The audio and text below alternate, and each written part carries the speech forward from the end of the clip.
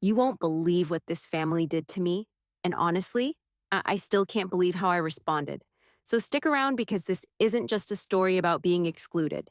It's about turning rejection into revelation. And trust me, they never saw it coming. My name is Kayla. I'm 29 years old, and I married into what I thought was the perfect American family, the Harrisons. Picture this big smiles at every gathering, matching Christmas pajamas that they'd coordinate weeks in advance, those perfectly staged group selfies at Sunday brunch, where everyone's laughing at the exact right moment. You know those picture perfect families from margarine commercials? The ones where mom's always baking cookies and dad's reading the newspaper in his favorite armchair? Exactly that. When I first met them, I was honestly intimidated. They had this way of making everything look so effortless, so put together. Their house always smelled like vanilla candles and fresh flowers. Denise, Tyler's mom, would greet everyone with these elaborate spreads like she was hosting Martha Stewart. I remember thinking, wow, this is what a real family looks like. This is what I've been missing my whole life. See, I grew up in a broken home. My parents divorced when I was 12, and holidays were always this awkward shuffle between houses. Christmas morning at dad's apartment with takeout Chinese food. New Year's Eve at mom's place where she'd cry about being alone. I craved that stability, that sense of belonging to something bigger than myself. So when Tyler brought me home for the first time, I thought I was being welcomed into something magical. I thought I was becoming part of something warm and close-knit and beautiful. I didn't realize I was stepping into a club with unspoken rules. Rules that had been established long before I came along. Rules I would break just by being myself, just by existing in their perfectly curated world. From the very beginning, I felt like the outsider looking in through a window. I married Tyler, the youngest Harrison, and let me tell you about Tyler. He was sweet in that quiet, unassuming way. Nerdy, loyal, the kind of guy who remembered your coffee order and left little notes in your lunch bag. He loved me in this gentle, steady way that felt safe after years of chaotic relationships. But here's what I didn't understand. Then Tyler had never had to fight for his place in that family. He'd never had to prove himself worthy of their love. He was born into it, so he couldn't see what it was like for someone trying to earn their way in. But the rest of his family, let's just say they had very specific expectations about who belonged and who didn't. His mom, Denise, was the queen of their little kingdom. She believed in tradition with a capital T. Holidays were always at her house, and I mean always. She'd start planning Christmas dinner in September, sending out elaborate emails with assigned dishes and arrival times. She picked the menu down to the appetizers. She assigned the seating arrangements like she was planning a state dinner. And she decided who was truly family and who was just polite company. Spoiler alert, I was never truly family. Then there was Tyler's dad, Robert, who was this quiet, agreeable man who basically went along with whatever Denise wanted. He'd nod and smile and make small talk about the weather, but you could tell he was always deferring to his wife's judgment about everything, especially about people. Tyler's older sister, Bree, was probably the worst of all. She had this way of making comments that sounded sweet on the surface, but cut deep underneath. Things like, oh, Kayla, that's such an interesting choice, or I love how confident you are to wear that. She was a master of the backhanded compliment, and she'd deliver them with this perfect smile that made you question whether you'd heard her correctly. And then there was Marcus, the middle child, who was married to this woman, Sarah, who seemed to fit into the family like she'd been born into it. Sarah knew all their inside jokes, understood their family traditions, could finish Denise's sentences. Watching her navigate family dinners was like watching a perfectly choreographed dance, and I felt like I was stumbling through the steps. They were never outright rude to my face. No, they were much more sophisticated than that. These were educated, upper-middle-class people who understood the art of subtle exclusion. It was always just subtle enough that I couldn't call them out without looking paranoid or oversensitive. The whispered jokes that would stop when I entered the room. The group texts that I somehow never got added to, even though they'd reference them right in front of me. The family photos where I'd somehow end up positioned at the edge, easy to crop out later. The inside references to family vacations and memories that happened long before I came along, brought up constantly like a secret language I'd never be fluent in. But you know what hurt me the most? It wasn't even the exclusion itself. It was Tyler pretending he didn't see any of it happening. Every single time I tried to bring it up, he'd have an excuse ready. When I said, honey, your mom seemed really cold when I offered to help with dinner, he'd say, oh, she's just particular about her kitchen. She doesn't let anyone help. When I mentioned that Bree made a comment about my outfit, he'd say that's just Bree's sense of humor. She doesn't mean anything by it. When I pointed out that I wasn't included in the family group chat, he'd say they probably just forgot. I'll mention it next time. But next time never came. And the excuses kept piling up like snow until I was buried underneath them. You're overreacting. That phrase became the soundtrack of our marriage. Every time I felt hurt, every time I noticed another slight, every time I tried to express how isolated I felt, Tyler would pull out those magic words. You're overreacting. She didn't mean it like that. You're being too sensitive. They really do like you. And you know what? I started to believe him. I started to think maybe I was being too sensitive. Maybe I was overreacting. Maybe this was just how families worked, and I didn't understand because I'd never had a real one. So I stayed quiet for Tyler, for our marriage, for the hope that someday I'd figure out the secret code and finally belong. I smiled when I wanted to cry. I brought expensive wine to dinners where I barely got acknowledged. I laughed at jokes that weren't funny. I complimented Denise's cooking even when it was bland. I asked about their jobs and their hobbies and their friends, trying so hard to find some common ground, some way to connect. I played along with their games for 5 exhausting years, until the family trip, the trip that changed everything. It started innocently enough with a picture on social media. But isn't that how all the best drama starts these days? With someone posting something they probably shouldn't have? I opened Instagram one Thursday morning while I was having my coffee and scrolling through my feed like I did every morning. And there it was, a post from Tyler's sister, Bree. A boomerang of margaritas clinking together, all colorful and cheerful, with the caption, family trip tradition, let's go, with way too many O's and a bunch of palm tree emojis. I stopped scrolling. I blinked. I read it again. Wait, what family trip? My heart started beating a little faster as I clicked on her profile. And there they were, more photos, stories, videos, a whole vacation documented in real time. Photos of them on the airplane, all squished together in those tiny seats, making silly faces at the camera. Pictures at some gorgeous beach with white sand and crystal blue water. Videos from inside this beautiful Airbnb with a pool and palm trees and this incredible view of the ocean. Group selfies on the balcony during what looked like the most beautiful sunset I'd ever seen. Tyler's parents looking relaxed and happy in matching sun hats. His siblings and their spouses lounging by the pool with tropical drinks. Even the kids were there, building sandcastles and splashing in the waves. Everyone was there, every single member of the Harrison family, except me and Tyler. I kept scrolling, hoping maybe I'd missed something. Maybe there would be a photo of Tyler, some explanation for why I wasn't seeing him in any of these pictures. But there was nothing. Post after post after post of family fun, and my husband was nowhere to be found. My coffee got cold as I sat there staring at my phone, trying to make sense of what I was seeing. This wasn't just a spontaneous weekend getaway. This was clearly planned. There were matching t-shirts, for crying out loud. Bree had posted a photo of everyone wearing these custom shirts that said Harrison Family Vacation 2024 with little palm trees.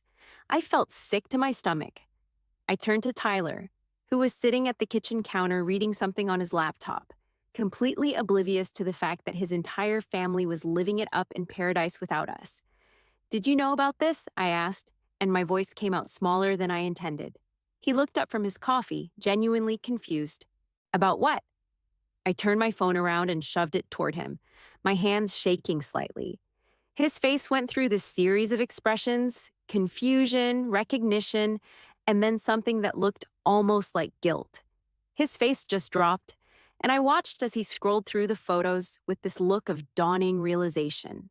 No one told me, he said slowly, but there was something in his voice. I didn't even know they were going this week. But guys, I wasn't convinced.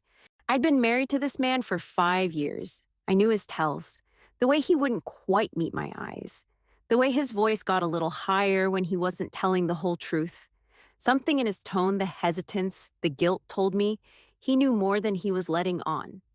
You really didn't know? I pressed. He shook his head, but he was still staring at the phone, still scrolling through the photos like he couldn't believe what he was seeing. I guess they just forgot to invite us, he said finally. Forgot. Like we were casual acquaintances they'd overlooked when making the guest list for a dinner party. I spent the whole day feeling like I was walking around with a rock in my stomach. I couldn't concentrate on work. I kept checking social media, seeing more and more photos from their perfect family vacation. Photos of them at dinner at some fancy beachfront restaurant. Videos of them playing volleyball on the beach. Pictures of the kids getting ice cream, their faces sticky and happy. And with every single post, the message became clearer we weren't wanted there. That night, I couldn't sleep. I kept tossing and turning, replaying Tyler's reaction in my head. Something about it felt off. The surprise seemed genuine, but there was something else there too, something he wasn't telling me.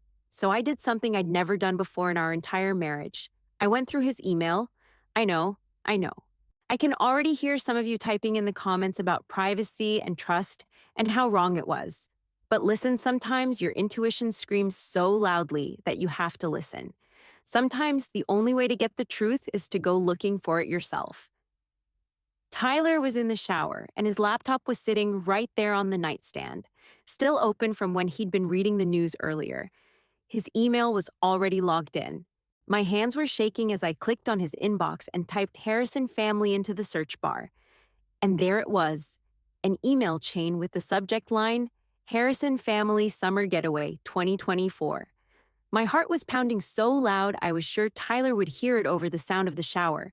I clicked on the email thread, and what I saw made my blood run cold. The email chain went back weeks. There were discussions about dates and locations, debates about whether to rent a house or book hotel rooms, conversations about flights and car rentals and dinner reservations. Sarah had sent a whole spreadsheet with everyone's dietary restrictions and the kids' favorite activities. They'd been planning this trip for over a month, and right there, in the middle of all the excitement and planning, was a message from Denise. "Let's keep it simple this year," she wrote, "just the core family. We all know how these big gatherings can get complicated, and I think we could all use a relaxing vacation without any drama or tension. Just us, just the core family." I read that line over and over again until the words burned into my brain. And Tyler, my loving husband who claimed he had no idea about the trip, he had replied, understood, looking forward to it. But then, just a few days later, there was another email from Denise. "Actually, I've been thinking, and maybe it would be better if Tyler sits this one out. I know he'll understand. We can do a bigger family gathering later in the year." And Tyler's response? Understood. Not "I'm disappointed" or "why can't Kayla come" or even "let me talk to my wife about this." Just understood. Like I was a problem to be managed. Like our marriage was an inconvenience to be worked around. I sat there in our bedroom, staring at that email chain, and felt something inside me break. Not just my heart, though that was definitely shattered. Something deeper, some fundamental trust that I'd placed in my husband, in our marriage, in the idea that we were a team. He hadn't just been excluded from the family trip, he had chosen to exclude me. He could have said something. He could have stood up for me, for us. He could have said if Kayla isn't welcome, then I'm not coming either. He could have at least told me what was happening, let me make my own decision about how to handle it. Instead, he chose the easy path. He chose them over me, just like he'd been doing for 5 years. And then he lied about it. My hands were shaking as I closed the laptop. I could hear Tyler getting out of the shower, humming some song like he didn't have a care in the world, like he hadn't just completely betrayed his wife. I pretended to be asleep when he came to bed. I lay there in the dark, staring at the ceiling, feeling like my entire marriage was a lie. But I didn't confront him that night. I needed time to think. I needed space to process what I'd discovered. I needed a plan. Because if 5 years of trying to be the perfect daughter-in-law had taught me anything, it was that the Harrisons only understood power. They only respected people who couldn't be pushed around, and I was done being pushed around. The next morning, I acted completely normal. I made coffee, kissed Tyler goodbye, and told him I was meeting my friend Jessica for brunch at that new place downtown. I wasn't meeting Jessica. I wasn't going to brunch. I was going to war. I went straight to my laptop and opened a folder I'd been unconsciously building for years. Screenshots of social media posts where I'd been cropped out or excluded. Text message conversations where family events were discussed without including me. Photos from gatherings where I looked uncomfortable or out of place. The Christmas card where they'd literally photoshopped me out of the family picture before sending it to their friends. I'd only found out when Tyler's college roommate posted it on Facebook, and I saw that I'd been erased completely. The family group chat that I was never added to, even though they'd reference conversations from it right in front of me. Tyler would get messages during dinner and laugh about some inside joke they'd all been sharing. And when I'd ask what was funny, he'd say, "Oh, just family stuff." The dinner party where Denise had made a toast to all the real women of the family while looking directly past me like I was invisible. The birthday parties and graduations and celebrations where I felt like a guest in my own marriage. 5 years of documented evidence that I had never been welcome, never been accepted, never been considered part of their precious family. And then I did something I'd never done before. I set up a camera, just me, sitting in our living room, with natural light coming through the windows. No fancy equipment, no professional setup. Just a woman who was tired of being silent. And I told the truth, all of it. I talked about the subtle exclusions and the not so subtle ones. I talked about the way they made me feel like an outsider in my own marriage. I talked about Tyler's complicity in it all, his refusal to stand up for me, his willingness to lie to preserve the peace. I talked about the email chain and the family trip. I talked about 5 years of trying to earn love from people who had already decided I wasn't worth it. But here's what I didn't do. I didn't cry. I didn't get emotional. I didn't beg for sympathy. I just stated the facts, calmly and clearly, like I was giving a presentation at work. Because that's what this was, really. A presentation about emotional abuse disguised as family tradition. The video was 23 minutes long. I uploaded it to YouTube as an unlisted video, meaning only people with the direct link could watch it. I wasn't ready to go public yet. This was just for one very specific audience. For 1 week, I carried that video link around like a loaded gun. I went about my normal routine, smiled at Tyler over dinner, asked about his day at work. But inside, I was counting down to detonation. The Harrisons posted constantly from their vacation. Every meal, every sunset, every perfect family moment was documented and shared. They were having the time of their lives, and they wanted everyone to know it.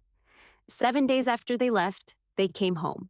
Tyler walked through our front door with a tan and a souvenir mug that said, "Life's a beach," and a relaxed smile on his face.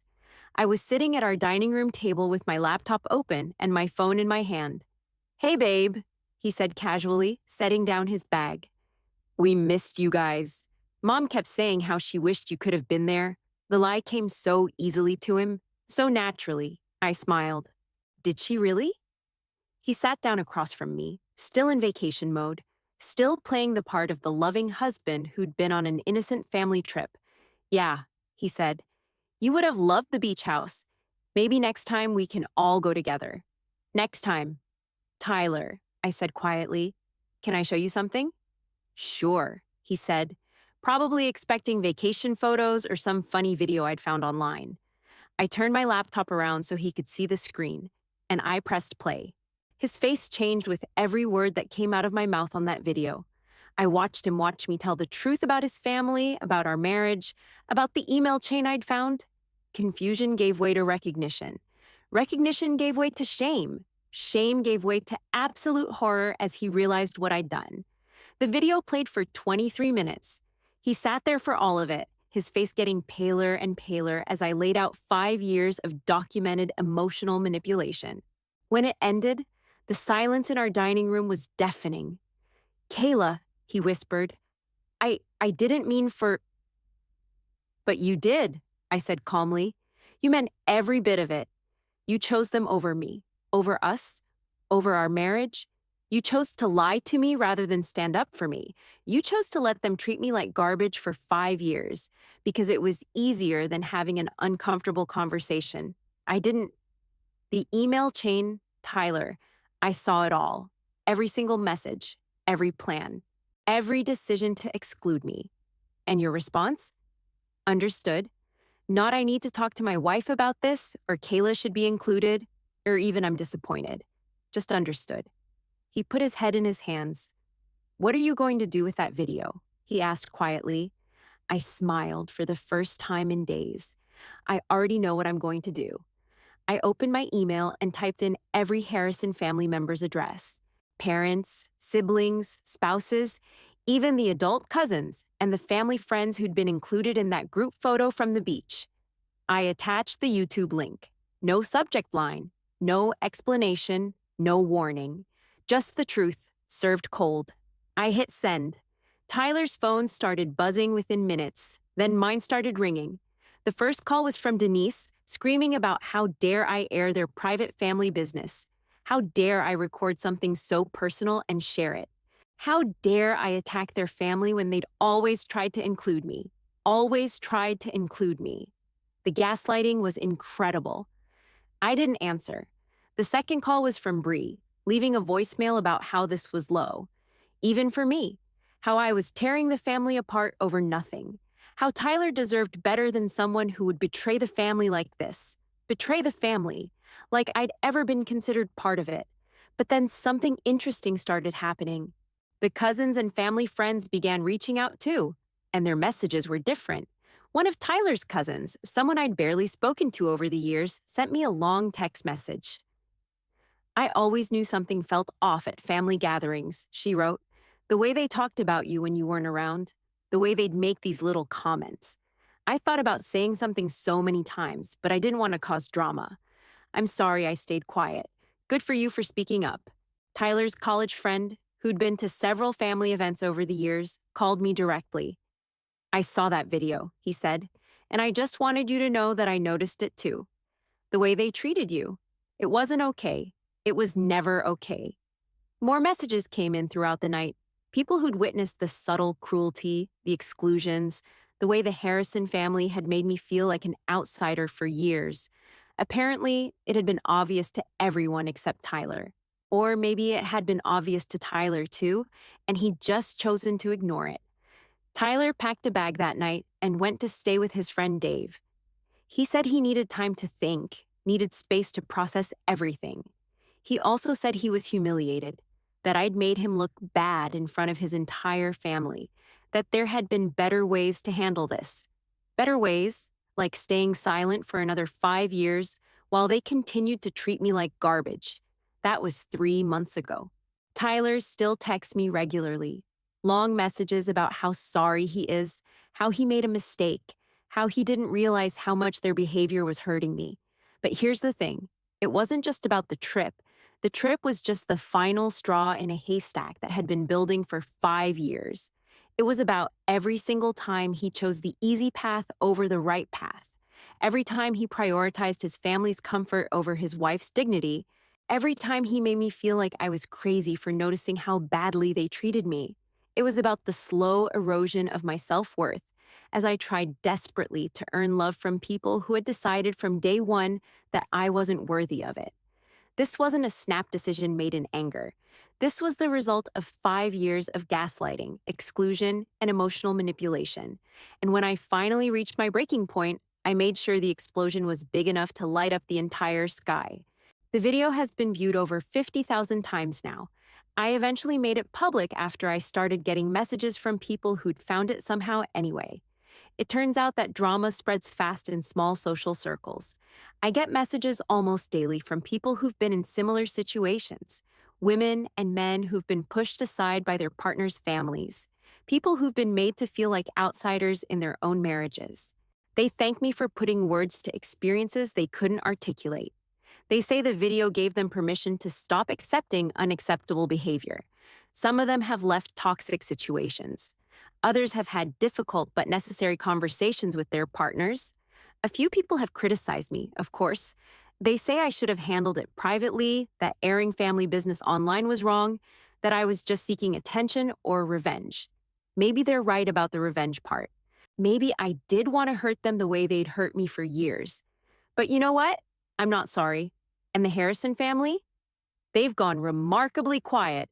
No more constant social media updates, no more public displays of perfect family unity.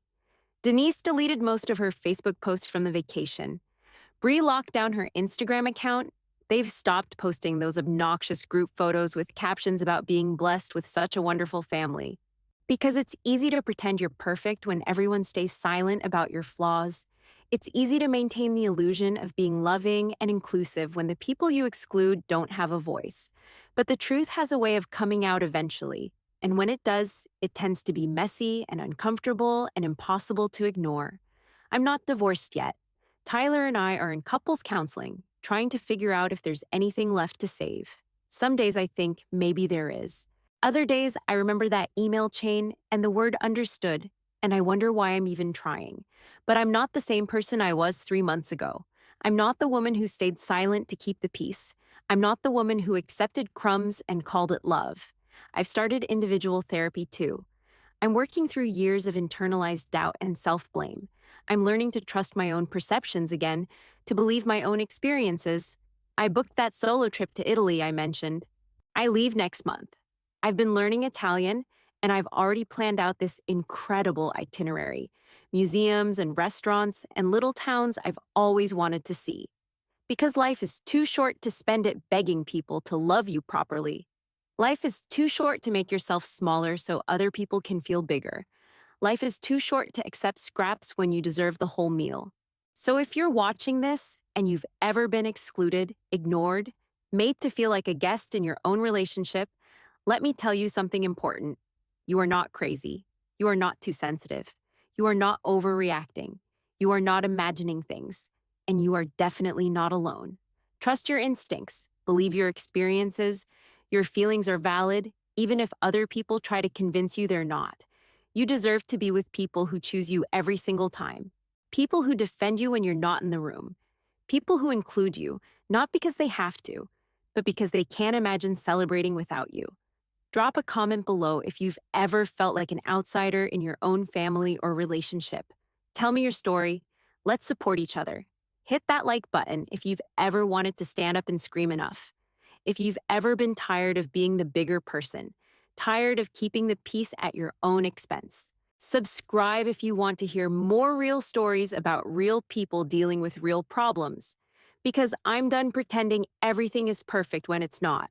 Sometimes silence is grace, sometimes it's wisdom, sometimes it's kindness, and sometimes silence is just complicity in your own mistreatment. I spent 5 years being silent, 5 years making excuses for people who didn't deserve them, 5 years prioritizing other people's comfort over my own dignity. And I'm done. I'm done being silent. I'm done being small. I'm done accepting less than I deserve.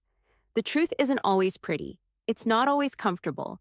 It doesn't always come wrapped in a nice, neat package with a bow on top, but it's still the truth.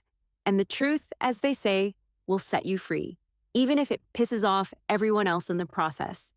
Thanks for listening, guys. Thanks for letting me share my story. Thanks for reminding me that I'm not alone in this. Until next time, remember your worth is not determined by other people's inability to see it. And never, ever let anyone make you feel like you're asking for too much when all you're asking for is basic human decency. Take care of yourselves. You're worth it, I promise.